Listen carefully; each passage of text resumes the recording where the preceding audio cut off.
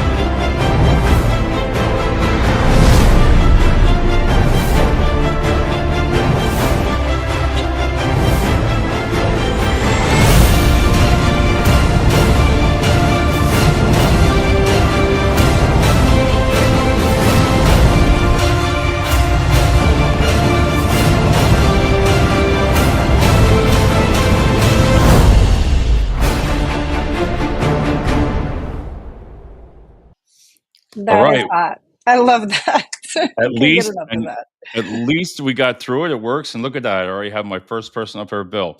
Bill's from Pittsburgh. How you doing, Bill? It is a long time. Wow. Um, Bill, the reason you might be able to see the comments tonight is because I had to change software. So the other company, I never heard from you. So this is a good sign. Thanks, Bill. It's always good to see you. And I'll talk to Jessica about you. But tonight, I love this subject, Jessica. I just love it. I guess it's because I've been through it, and you had asked me before the show. I think you said, "Have you lived it?" And workplace culture, toxic and micromanagers. But at this time, I want you to introduce yourself, and you're going to be coming on the show more often here, so take it on out. Sure. Thank you, Dave. I appreciate that. And yeah, it is one of my favorite topics, workplace toxicity, micromanagers, and all the above when we talk about it. But yeah, a little bit about me. I have over 10 years of experience in HR, in Nice. recruitment, employee development, organizational growth. I'm passionate about fostering inclusive workplaces, and I try to bring strategic solutions to align people and the organization goals together. And so, yeah, that's a little bit about me. I'm glad to be here and learn from you. All right, we're only 15 minutes. We only live 15 minutes apart. I love it. This is what's great. Yeah, I mean, the subject. I think this subject. The reason why it gets a lot of views is, I told you before. Sometimes being the negative shows or the something negative always gets more views. Because I think it just relates, and we talk about workplace, toxic culture. I like how you started out. If you want to define, how would you define micromanagement, micromanagers, and toxic? Yes. So micromanagement is a style where a manager, observes or closely controls the situation of what the employees are doing. They tell them what to do, how to act, and they're always trying to, you know, ask the same questions as if they're going to get a different answer, or maybe they're just not stating the answer that they're looking for. My husband would say, "Be like, what answer do you want to know? What You think answer it's do you want?" OCD? And You then think it could? I'll tell you it. You think it could be OCD though? I always say it's a control thing. It's like, you know, to micromanage someone. I get it because I told you before I've been through it, and I lived it because I was at a company, a great company, for 10 years. And I don't like to ever talk about companies as much, but it's a story of mine, and you know, I never had that in my career, never. And being in the military and everything I've been through, and being in management, you get a tough skin on you, and you never think that something can get to you. It can just get to you, and wow, can it? It can really control your life. It can make your family life suffer. It can make a lot of different things. You agree? No, I agree. It is a kind of it encompasses OCD because it's a excessive control, it's perfectionism, it's the lack of trust, like that mentality. Well, it's not going to get done the way I want it or the way I can. I know I can do it, and so I might as well do it myself, kind of deal. Over communicating and then just fixating on those minor details, like if it doesn't have a comma, it's not the end of the world. We're all human. Right. We make mistakes, right?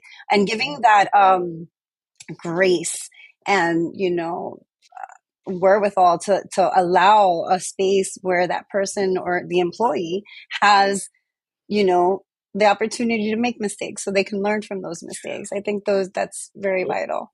But when you look at, I always people know my stand on HR. Now, I love having an HR person on. Listen, HR always, Bill knows that HR has always scared the living hell out of me. It's I always joke like that, but that's always like the thing. Not You don't want to go to HR. You don't want to talk to anybody. If I had to do it all over again, wow, would I really do it if I ever came into a micromanager? I mean, I would definitely talk to my manager, you know, or, I was reading this. What do you think about this? Do you think it's a good idea would it be a good idea for, like, say, Dave, to confront that person or talk to that person privately in a professional setting, professional talking? I mean, have you ever run into that? I think I'm HR, so I'm gonna say, like, it would be a very gentle, like, making sure you put those boundaries up and Right. kind of say, nicely, hey, I got this, like, don't worry about it. But, like, sometimes with depending on the level of the micromanager that you get, it Right. can backfire, and it can Yes. increase the level of aggressivity and all that. So Yep. having HR just be in the room, they don't even necessarily need to talk, but just as a witness, I would say that helps, tenfold. So It does, and but people say, "Oh, they don't wanna hear it, nobody hears it," but I just feel that if let's face it, I mean, I Googled this because I didn't know. What was the difference between a micromanager and a narcissist? Y when you Googled that, I said, "Okay," so it came up, naturally, micromanager creates highly unpleasant, oppressive, demanding atmosphere, trust others to know what to do and how to do it, stands over their shoulder. Okay. Real short, it said a narcissist, driven by fear, insecurity, lack of trust, may have a perfectionist tendencies and be overly critical. So yeah. uh, they're kind of almost the same, but a little bit different now. Because this is only I've done a couple shows on narcissists, and it seems like females, to me, know more about a narcissist than I do. There was just women chiming in on the show we did one day, and people were coming on about narcissists. I don't know what it was, but that is like a I don't know, it just stood out. So it could be a whole mess of Yeah. things. Like, we know that the motivations behind a micromanager is the fear of failure, right? It is the need for control, Yep. the lack of confidence in oneself, right? That kind of manifests outward, and perfectionism. I feel like the more perfect you are, the more mistakes are going to happen because not everybody can live up to that huge That's expectation up to it. that you're just giving yourself away freely to feel that failure when it doesn't happen. When it doesn't So happen. yeah, No. We got right, Matt, I want you to introduce you to Matt. He's gonna be on the show. He's been on the show last year numerous times. Matt, it's great to see from you, man. Again, this is a good sign, new software. I got a lot to learn about it, but this is where I was talking about how comments come up. And this is what's nice because before with the other software, I didn't get this. But Matt, I'm sure, and Bill, I'm sure you've had examples of micromanagement in your career or anything like that. Um, Naturally, when like you said before, perfectionism, I like how you put that. Expect flawless execution beyond realistic standards. I love that. I right. love it. It's true. It's insane, and for the perfectionists out there, like, I would admit, I'm one of them to a certain degree. Like, it really puts that stress that you really don't need, on top of you, and then that kind of, like, depending on your personality and how you are, it kind of can blow up to outward, and you don't want that outward. Um, But you what do you know, think it comes yeah. from, like perfectionism? Then we have lack of trust. When I read that, I like words and where that means a lot to me. So lack of trust. So as a boss or a manager, I think that's the main really thing that you really need because if you don't have that, and I don't care uh, what kind of trade or kind of position you're in, this can happen to anyone. This can be on any note of any kind of level. But that lack of trust, I really, again, my story, yes, I kind of agree with that. And that's where I told you about like the OCD. Could it be all these things combined together? Yeah, the lack of trust, and it's like that. It goes back to what I was saying, that like, having the mentality, well, they're not going to be able to do it the way I know how to do it, so I'm Right, not going to delegate, right? And that's part of being a leader, right? Is to delegate, right? I'm not going to teach them how to do it. I'm just going to be overbearing and take over it. And that, what does that lead to? That leads to an employee who loses their motivation. They're right, not going to be performing adequately, and now you got exactly what you thought you were going to get, nothing. right. So it's a double-edged sword. On that part. I was looking today, I had to write down, I always have to, between millennials, Gen X, Gen Z, baby boomers. Now, even Bill would understand this question too is in today's workplace, we talk about this toxic workplace, even, micromanagers. Do you think there's a difference of, wow, you want to say old school, if you want to say Gen Z, Gen X, millennials, how each person and how each group handles the situation? Because again, I'm seasoned. I want to say I'm seasoned. I evolved. I've done everything, but for somebody that's young, this can really take to them. Yeah, that's an amazing question, and that's something that I Yeah. myself have been trying to bring forth in my organization. We're going to be working on kind of a manual that kind of helps us communicate with the different generations, because they all speak and they internalize differently, right? But Right. the main part of it, Dave, I think, is that we should keep to Maslow's hierarchy. And so as long as we're conditioning them, the self-actualization, well, I'm going back. Anyway, it's That's all it's right. Yeah. the psychological safety, the belongingness, the esteem, and the self-actualization. As long as we're like taking care of that for our employees, For the I think employees. we'll do right by them. Yeah. Well, we got to drop the microphone. Here is Kenny Dunner. Now he's in Texas. You're going to love Kenny. Kenny, this is the first time I've seen Kenny. I told you, here he is. So here it is. Right, sis. So Kenny writes, and you got to love this. I am very well seasoned. Savor the flavor of awesomeness. I love it, Kenny. But this is the new software, Kenny. So now I can finally, after a whole year, I love this already, Jessica. This is where I told you. Now these guys over here, all they're going to do is talk about each other all night long. They're just going to sit over there, and Kenny's going to say some funny things like that. And Bill puts up here, us older folks, thick skin, not sure about the younger. That's what I'm talking about, Bill. But Well, but Bill, I've had it. I'm telling you, my story is I thought I'd be able to handle it. But it takes the toll. If I had to back up, when it affects your family, like when you're going home and you're not taking it out on your family, but you're drawn out, you don't sleep, you're stressed, everything. Or this was me. I was like that. I was like, what is going on here? It took its toll to where I finally went to the doctors, and I was taken out of work for a while. But I never thought ever somebody could put me in my place. I just never did. But I handled it well. I didn't go to the person. My mistake was I didn't tell anybody. So I believe if anybody's listening, in my opinion, if you're going through stuff like this, I really think you need to figure out you shouldn't have to, first of all. Did you agree with that? yeah, you shouldn't have to deal with that. I don't think anyone should have to. And I think something to point out with the generations is that that comforts me, Right. especially since I have a 21-year-old. So I think that's what millennial or Yeah. generation. I don't know. Yep. But anyway, like Millennials. she'll be the first one to tell me like if they don't treat me right, then I'm not going to stay at that job. And that's why you have like those statistics where people don't stay in their jobs more than 2 years.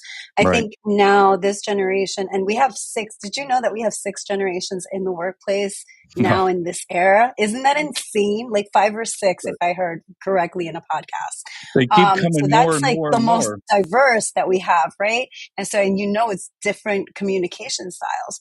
But one that again fills me with comfort is that they won't stand for it. They So won't where stand. us older generation will be quiet about those things, the younger generations won't. So They won't. that's cool. Mac, thank you for the feedback here. Can you see any of my comments? Every time I type, it freezes. And then let me see, Kenny, if it comes up here. David Wilson is such a beautiful gem of a gentleman and human being and friend of mine, and to millions who share his goodness with others for Oh, the betterment of humankind. Handsome look. That's why I miss Kenny. I love it. And so impeccably dressed too. I got my black shirt on, Kenny, but thanks, guys. I appreciate your comments. It's good to have you back on the show. For over a year, I didn't. But I like how you said that, five or six different people, how they handle it separately. And I think that's the case because you'll have I would think a Gen Z, let me see, yeah, the Gen Z is the 1997 to 2012. So that's your 28, no, millennials are 28 to 43, Gen Z's 12 to 27. So I could that's picture, my daughter. yeah, a 25-year-old going through something like this. I believe it always says, how can you address it in the workplace? And I believe training is a big thing. Yep, Has to most be. I mean, you got to definitely. agree with that, right? Yes, definitely. Actually, HR is supposed to have, annually, harassment and discrimination and sexual harassment training throughout the workplace every year.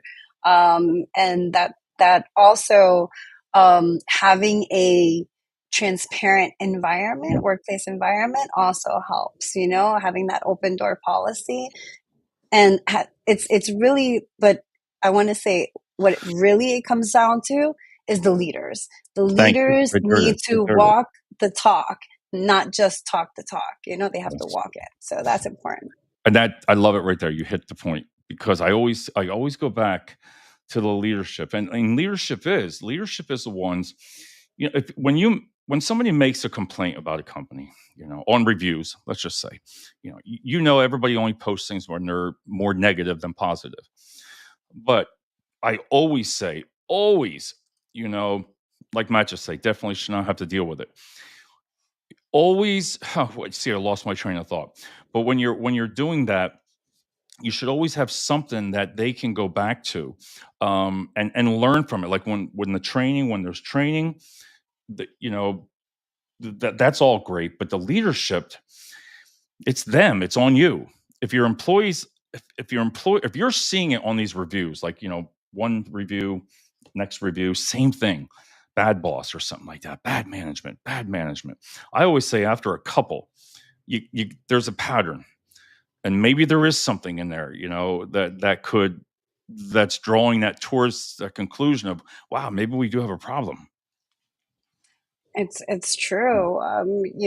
The leader does set the tone for the rest of the organization for that department and really boils down to the top. Like, tell me who your leader is and how they act, and I'll tell you what the organization's like.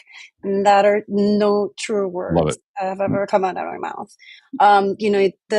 The workplace environment needs to have empathy and have those um, connections built with respect and collaboration. And if you have those things, then you'll see. And I say this time and time again to leaders that I've worked with. You'll see that the employees will work that much harder for you. I worked in a company where unfortunately, we got all laid off and it wasn't doing so well. But at the Right, end, just at the end of the months that we were there, we were trying to brainstorm about inventing some apps and all this just to keep the company going. That's how you right. can tell it's a good organizational culture versus a bad one. And so, yeah. Well, they were saying about you can tell a lot about the company just by in the morning time walking into work, around the coffee table or on the coffee pot. You could see people if they're not laughing, if they're not having fun, or just talking, open conversation, sometimes that boils back to a toxic workplace. Like, wow, are we allowed to do this? Are we allowed to say this? And I like how it said that in the morning.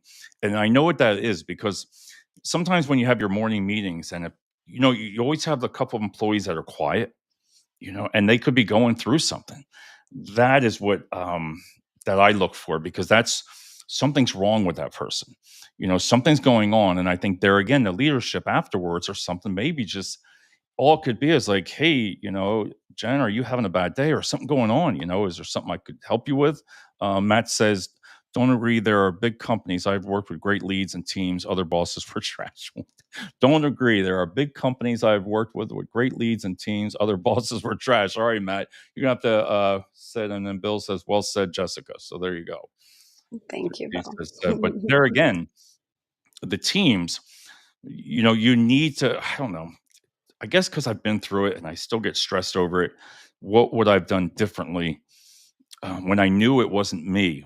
There's a difference if I think somebody knows. I think if you're doing wrong. Like if you're getting written up and you're going through the process, you're probably doing something wrong. They're not just going to do that. Companies just some of them don't go after you like that.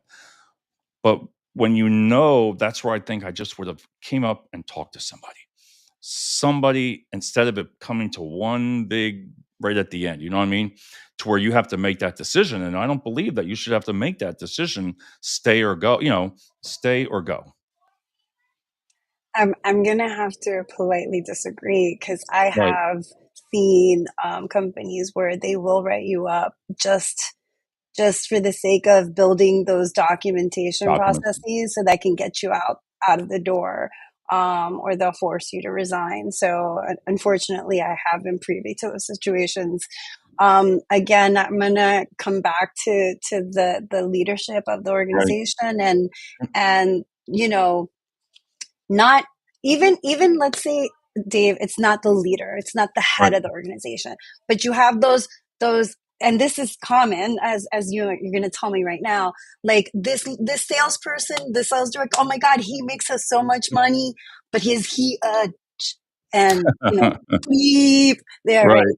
So we're accepting that behavior because they're bringing revenue to the company, they're bringing Right. profits to the company, that's why he has his job. But not, they don't understand that underneath them are other employees who Right. our lives are miserable and aren't performing to the best of their abilities because of that individual. So yeah, it really is what type of organizations you want to lead. That you want to lead and where you work. And, when especially you know, um, about whether you want to stay or go. I think that's just a big decision. Do you want to go through that stress? Do you want to try to fix it? Because in the research, when you're looking up micromanagers, not all micromanagers are bad. It went back and forth, and it was like sometimes it's good, and maybe sometimes you need to work with a micromanager. And it gave a lot of examples, like how they copy, like to see everybody copy everybody on the emails. Um, discourages decision making. It's their fault. What they want to say. Looks at every detail rather focusing on the bigger perspective. There's a whole list of them, and that's the part. There is, can you learn how to work with one? You know, Right. It's understanding their communication style, what they hold value as valuable to them. And for example, if the IT guy, the IT leader likes, for you to give them the data and all right, that goes into it, learn how to speak that language, right? right. Because if you learn how to speak, I'm sure if you take that first step, he'll like calm down, she'll calm down and kind of be a little bit more receptive to what you're saying. It's a part of getting buy-in, and that's something that they teach us as HR leaders. But As you can go in. yeah, That's right. what I thought there. Let's see. I got a couple things here too. Yeah, and one of the thing was try to stay ahead of that person. When you're trying to work with somebody, try to think what they would think. What can you say or what can you do? That person's going to say something. You can try to cut it off. And try to fix the situation there. But there again, like you said, even it's hard. It's a very hard subject. Even as when I was looking over the toxic workplaces. Wow, I mean the stuff. What you need to look for, how do you change it? If is it the company's responsibility to change that process? You know what I mean? It's just a hard thing. Like if naturally when you say to people, I don't think I've never worked in a toxic workplace though. I don't have you do you feel that you have or in Yeah, your I career? definitely have. I have Yeah. in more than one place, I want to say.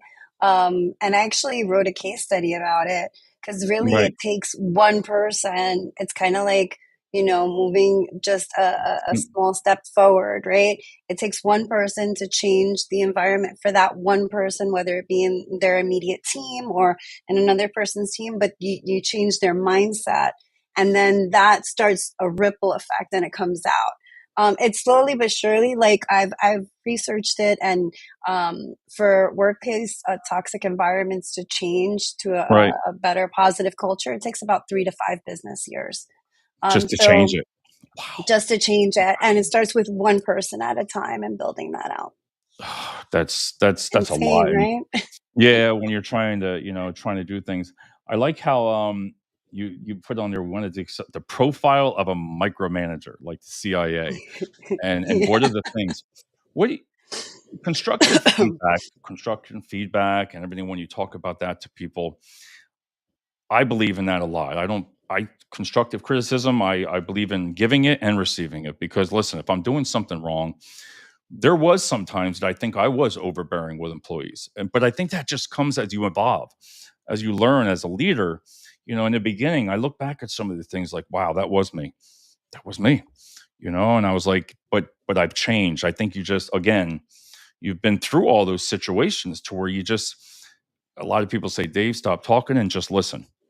That was the main thing. I loved it. Stop Right. talking and listen to the employees and you can turn it around. You can. Yes, and it goes back to, I would say, empathy, right? And Yep. grace, and respect. Those things they give a lot. I would Yep. never last 3 to 5 years for change, though. Bill says, yeah, they, I Some would never people are last. very, like, loyal to that company. They've been there for 20 years. They want to see it grow. I get it. I get it.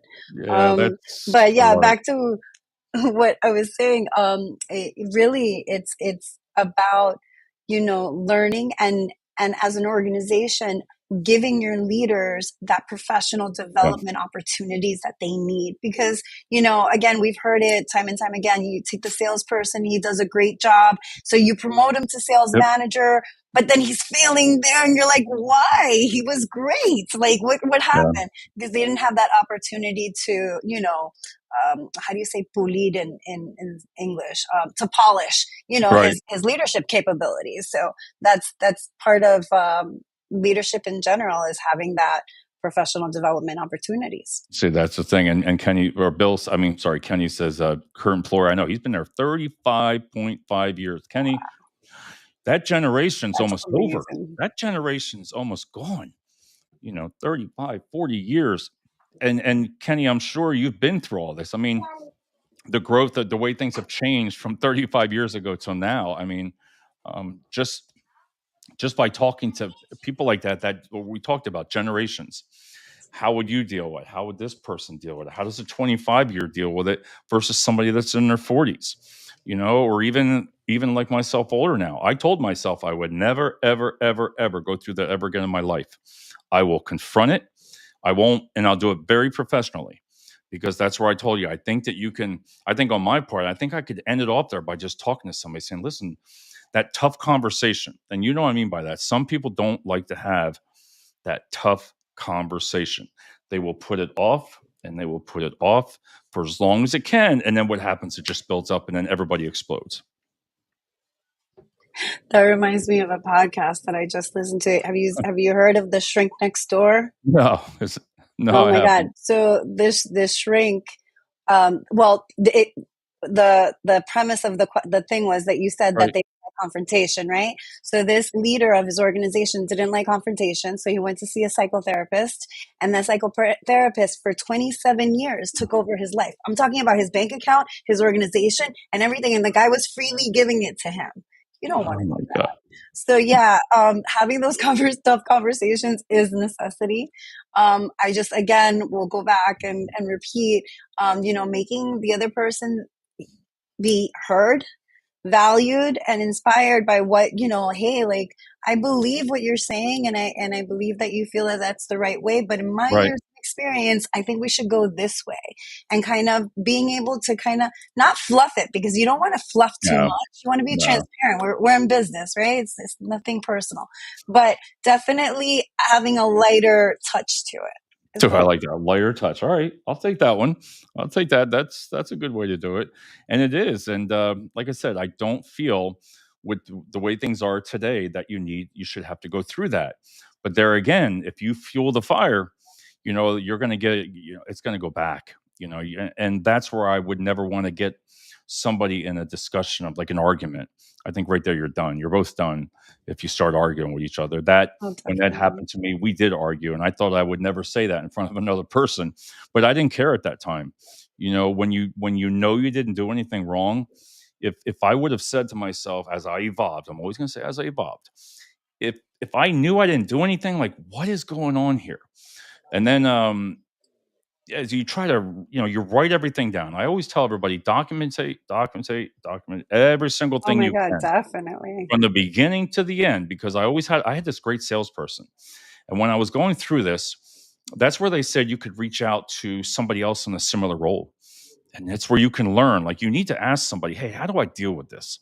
How can I get this guy off my back or get her off my back? You know what I mean? Like, what can I do as a tool to maybe settle it out so we don't have to get to that point and make a decision? Or, you know, I think if somebody comes to me, I'd rather have them be real honest with me.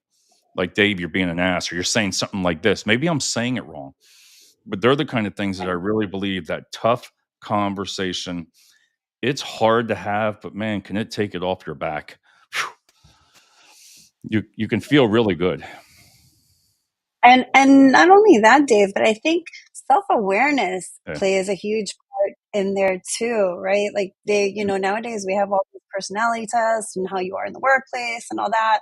Like it wouldn't be a bad idea to take one test once just to see how you are, right? Maybe that'll spot something that like you weren't aware of before. Right. So being that, like, for me, I know that sometimes when I'm passionate about stuff, like I can start talking like my grandmother who's Cuban, and she's very rough around the edges. So Right. like I'm like, please forgive me if this comes out a certain way. I don't mean it like that. Let's talk through it.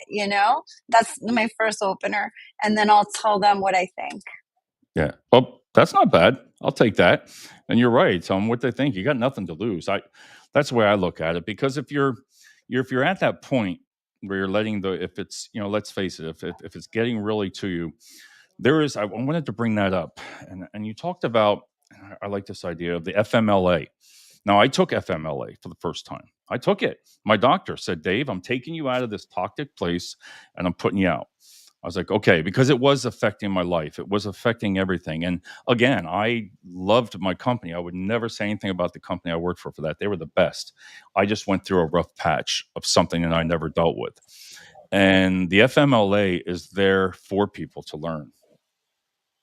And can I just say that I am so proud of you, like not to be condescending or anything, but I am Yeah. so happy when someone tells me that they do take the FMLA, because Mhm. that's why we put it into law, right? That's for Yep. people like you and I who like need that. Yep. And so I too took it. I mean, I had a child, but still I needed extra Yeah. time, and I took that extra time, and that's It's there mine for because I you. It's put there into for it, you. right? It's there for you to take it, and why not come back to work the best version of yourself, right? When you can Agree. be that best version. Yep. And yeah, so kudos to you. I love it. Yeah. Osung NB says, you are the best employer, Kenneth Jr. I admire your loyalty and commitment. Yeah. And Osung, I think that's how Mm, you say your that's so name. And I sweet. agree totally with that. Wow. This system, Rob, I'm telling you, Jessica, this software, I went through a whole year and a half with telling LinkedIn, send them tickets saying Excuse me. something's wrong. I can't see anybody's comments anymore. They're like, no, it's got to be the streaming service. I go to the streaming service. No, it's not them. I have everybody. Here's Rob. Rob goes through a lot of this. He's been through a lot of. He's over in Pittsburgh. Let me get him up there. Here, good evening to all. And this is the old crew. It's so nice to be able to have everybody come back in.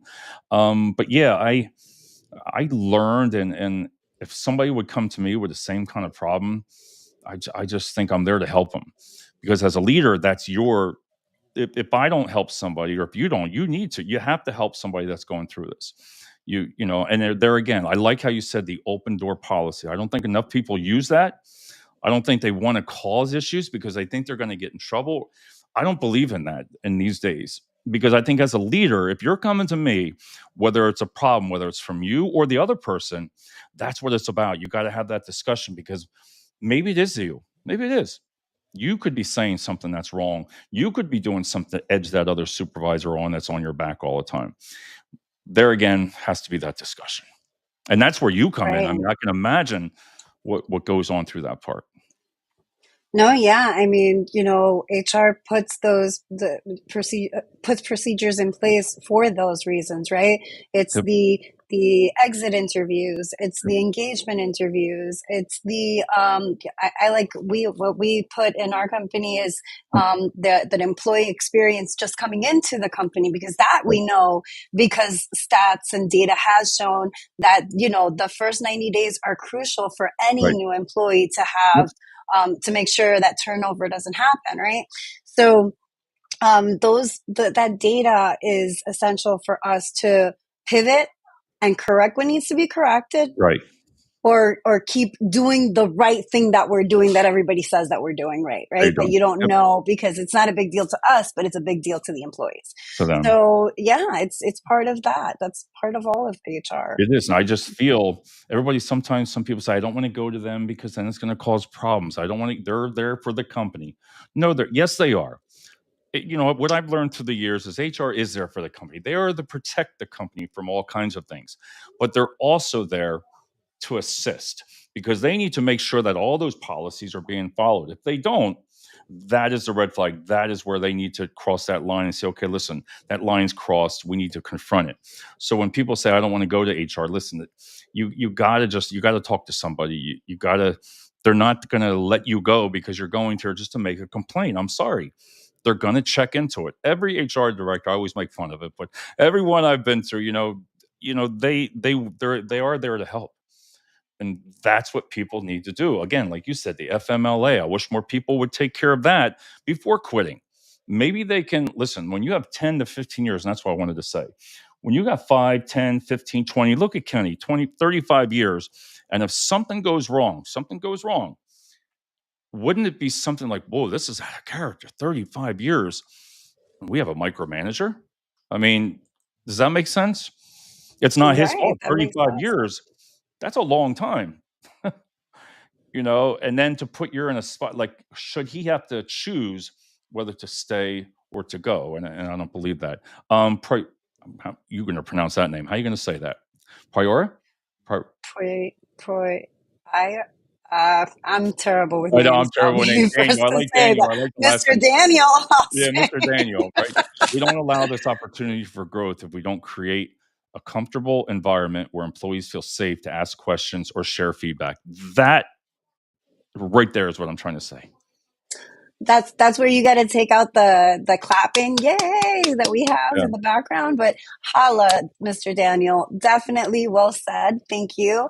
I just want to add on to what you were saying, Dave, that HR is for organizations, right. for the companies. Yes, we are, Yeah, and yeah, yes, we're there to assist, but we're also there to coach, to kind right, of develop a repartee where you can tell me everything, and I right, can show you the way to be, and or not the way to be. I didn't say that right. The way to get to where you want to be, right? right. If you're telling me that, sales is making you, totally, stressed, and you don't like it, but you perform, high in data management or Yep, whatever, I will seek to put you into another position, not yes, just give you up, correct. Yep, and we go to bat to the leadership and get that buy-in, so that you don't have to quit, we don't have to, and then all that information, that knowledge goes away with you, right? So right. we want to hold on to that knowledge of information, and place the person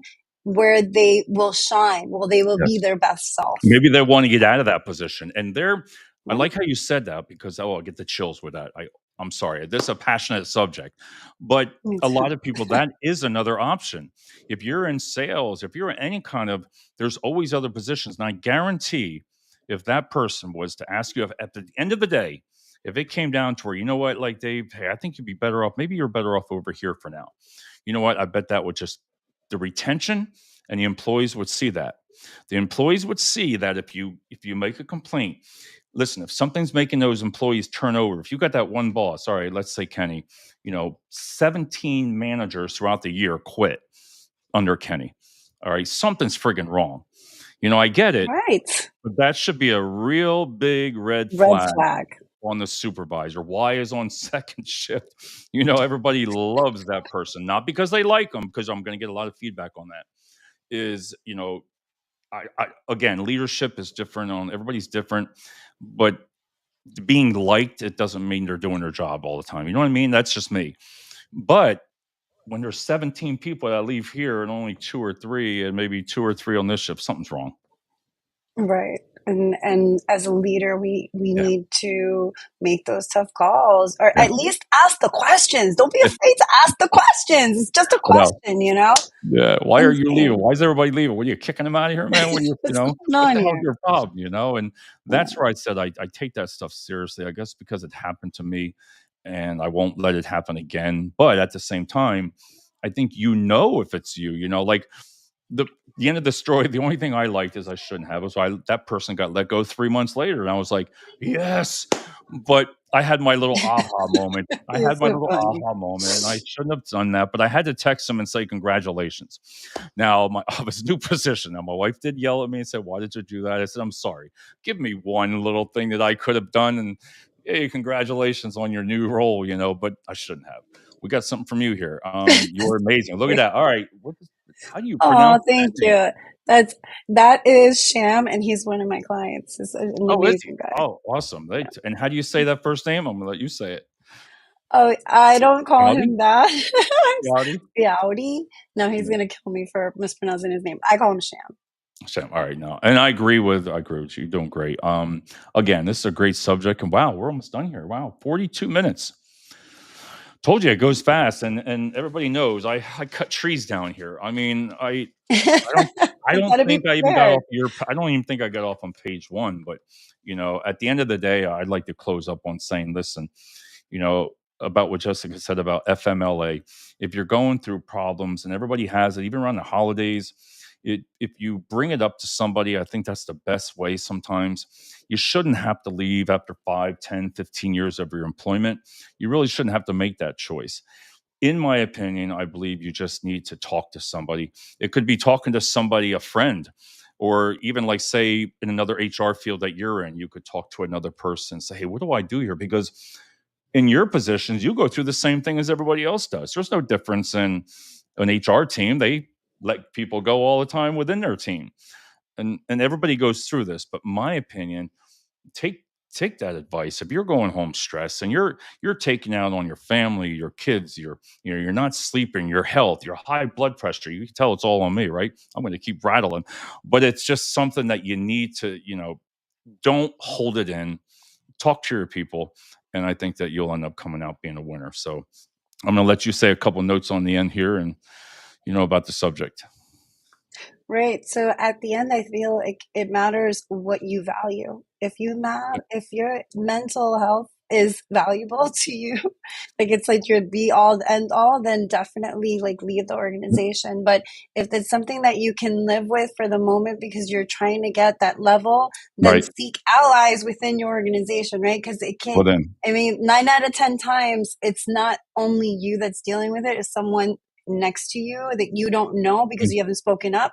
So definitely always, yes. And like Mr. Bill Bradford here says, always be kind. I I think love that. kindness is so Yep. understated, and Yes. it changes mountains sometimes for Yep. people, you know? So It does. And Jess, I want to thank you tonight for coming on the show again. I know you're going to be coming back hopefully every week. We're going to get in there once a week or every 2 weeks. What do you do a show here? And everybody that made the comments tonight, it's good to see my team back because that's all of them. So and at least I can go back to LinkedIn and I'm going to go on the Facebook pages of each software and said, aha, I told you because this is what's nice about when you have you meet so many people on this show. If I had any questions, like I know to go to Bill for any kind of questions for if anybody has in trades, he's very into trade skills. So I can refer Bill to them. Even Matt is staffing, in Florida. Kenny would do anything for anybody if anybody needs anything. And this is what's nice about the show. But I want to thank you for coming on, and I'm gonna talk to you right after this video again. Okay, we're gonna talk. So everybody, thank you so much, and Jess, thanks so much also. And I will talk to you here in a second.